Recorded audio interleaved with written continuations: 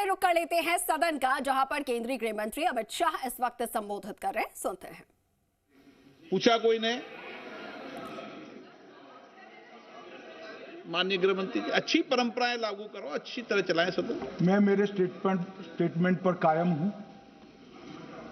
नरेंद्र मोदी सरकार बनने के बाद आज तक कांग्रेस पार्टी ने चुनाव आयोग को एक भी चुनाव सुधार का प्रपोजल नहीं दिया। मान्यवर, ये कई बार मिलने गए हैं, मैंने उनका प्रेस कॉन्फ्रेंस भी देखा है। उनका प्रेस कॉन्फ्रेंस था चुनाव प्रक्रिया के अंदर उनका जो डिस्प्यूट है वो ऑन गोइंग इलेक्शन में इसको रजू करने का। चुनाव सुधार जो होता है, चुनाव के पहले चुनाव के नियम जो तय होते हैं, इसके लिए सभी दलों को बाकायदा पत्र लिखा जाता है और कोई मांगे तो उसको समय भी देना पड़ता है। ये दो अलग चीजें। माननीय गृह मंत्री, मान्यवर, एक मिनट गृह मंत्री। माननीय सदस्यगण, सदन का समय माननीय गृह मंत्री जी के वक्तव्य की समाप्ति तक बढ़ाया जाता है। माननीय गृह मंत्री जी। मान्यवर, कर विपक्ष के नेता ने 3 सवाल पूछे थे और 4 सुझाव दिए थे। पहला सवाल था मुख्य न्यायाधीश को चुनाव आयोग चयन समिति से बाहर क्यों निकाला गया, पहला सवाल था। दूसरा सवाल था दिसंबर 2003 में कानून बदलकर चुनाव आयोग को पूर्ण प्रतिरक्षा क्यों दी गई। और तीसरा शार्प क्वेश्चन था सीसीटीवी फुटेज 45 दिन में नष्ट करने का कानून क्यों लाए। कानून नहीं लाए हैं, सर्कुलर चुनाव आयोग ने इश्यू किया है, मगर ठीक है, हार्द में समझ रहा हूं ये क्यों कर रहे हैं। ये 3 इसके जवाब थे। मान्यवर, मैं इसमें से सबसे पहले सवाल का जवाब देना चाहता हूं। मान्यवर, मुझे पूरा सुनकर जरा आप आपत्ति लीजिएगा, क्योंकि मैं बताऊंगा तो पास से ही, मगर वर्तमान का भी जवाब दूंगा। मान्यवर, 73 वर्ष तक इस देश में चुनाव आयोग की नियुक्ति का कोई कानून ही नहीं था। माननीय सभी सदस्य ध्यान से मुझे सुने,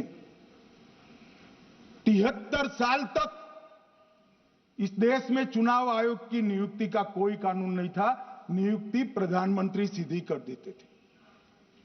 और मान्यवर, मैं आज ये पूरे देश को बताना चाहता हूं कि टोटल अब तक जितने चुनाव आयुक्त हुए और जितने मुख्य चुनाव आयुक्त और चुनाव आयुक्त, ये सभी इसी प्रकार से हुए। अब 2003 के कानून पर मैं बाद में आता हूं। 1950 से 1989 चुनाव आयोग एक सदस्यीय था। प्रावधान क्या था? कोई कानून नहीं था। प्रधानमंत्री जी फाइल भेजते थे राष्ट्रपति जी को और राष्ट्रपति जी नोटिफिकेशन बाहर नहीं करते। तो भाई उस वक्त बरोबर चुनाव था, सबसे अच्छा था।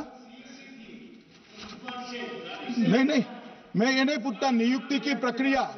मान्यवर, पूरा उनका 55 साल प्रधानमंत्री जी ने ही चुनाव आयुक्त को नियुक्त किया, तब तक कोई सवाल नहीं था। और नरेंद्र मोदी करते हैं तो उन पर सवाल उठाते हैं, मगर हमने तो ऐसा भी नहीं किया। मान्यवर, फिर 89 से 91, जब 89 में चुनाव आयुक्त उनकी सुनते नहीं थे, तो पहली बार उस पर ब्रेक लगाने के लिए चुनाव आयोग को बहुसदस्यीय बनाया गया। ये बिहार के चुनाव के कारण ही हुआ, परंतु वो भी प्रधानमंत्री की फाइल से ही अपॉइंट होते हैं। और मान्यवर, 21 चुनाव आयुक्त, कमिश्नर और मुख्य चुनाव, और 8, 21 और 29 इस प्रकार से हुए जिसमें कोई प्रधानमंत्री जी ही रखते थे। कांग्रेस पार्टी ने ही ये परंपरा बनाई थी। कानून भी कांग्रेस पार्टी ने बनाया था, मगर आज आरोप करना है इसलिए आपने चुनाव चोरी कर लिया, चुनाव चोरी कर लिया। चुनाव चोरी के कहने से कुछ नहीं होता।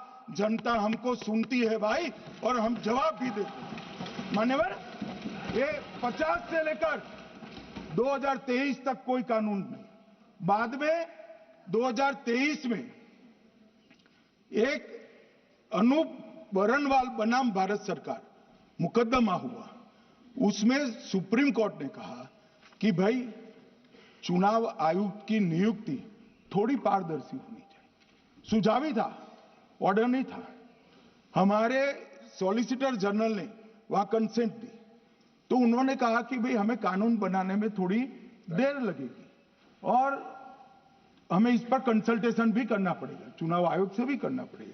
तो उन्होंने कहा ठीक है, अगर आप सहमत हैं, मैं जजमेंट और आर्गुमेंट पढ़कर अगर आप सहमत हैं तो जब तक कानून नहीं बनता चीफ जस्टिस ऑफ इंडिया की अध्यक्षता में एक कमेटी बने और प्रधानमंत्री और विपक्ष के नेता इसके मेंबर। हमें कोई आपत्ति नहीं थी, हमने हाँ बोला साहब, और विपक्ष के नेता भी थे, प्रधानमंत्री थे और सीजे। 2023 में कानून बन गया। कानून क्या बना? विपक्ष के नेता, प्रधानमंत्री तय करेंगे, वो एक मंत्री और स्वयं प्रधानमंत्री, ये तीन लोग बैठकर चर्चा कर मेरिट्स में चुनाव आयुक्त और मुख्य चुनाव आयुक्त की नियुक्ति करेंगे। मान्यवर, हमारे टाइम में तो और पारदर्शी, ये कह रहे हैं हमारा तो 33% ही हिस्सा है। भाई 33% तो है ना, हमारा तो हिस्सा ही नहीं था। और मान्यवर, मैं रिकॉर्ड से बताता हूं, 2012 में सीयूसी की नियुक्ति होनी थी, अडवाणी जी ने सुझाव दिया लिखकर कि एक प्रणाली बना जाए, नहीं बनाया और बीएस संपत जी को सीधा चुनाव आयुक्त बना दिया। उसके बाद में भी ये कल व्यक्ति कैसे है इसकी चर्चा है। नवीन चावला, जिसको आपातकाल की भूमिका पर शाह आयोग ने कहा था ये निष्पक्ष नहीं है, उनको मुख्य चुनाव आयुक्त बना दिया, जबकि मुख्य चुनाव आयुक्त गोपाल स्वामी ने इनके खिलाफ पक्षपात के सबूत भी भेजे, खारिज कर दिया। मान्यवर, सुने नहीं, हमारे समय में ऐसा कभी नहीं हुआ है। हमारे समय पर विरोध होता है मगर पक्षपात के सबूत किसने नहीं दिए हैं। और भाई, जहां तक 66% और 33% का सवाल है, आप कह रहे हो कि वहां 2 लोग होते हैं और आप 1 होते हैं, ये तो हम तय नहीं करते हैं। 140 करोड़ की जनता तय करती है कौन 66 होगा और कौन 33 होगा।